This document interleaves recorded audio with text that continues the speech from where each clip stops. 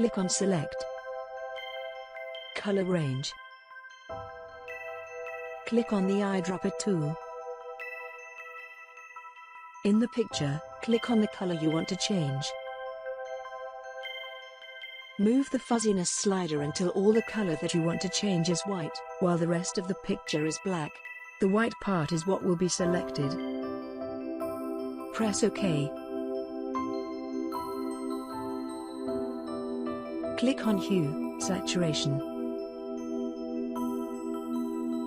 Check the Colorize box.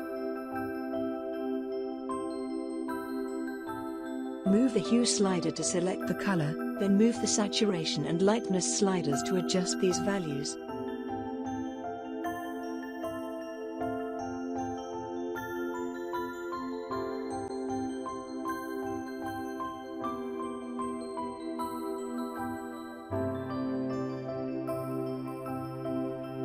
Thanks for watching. Please like if you enjoyed this tutorial.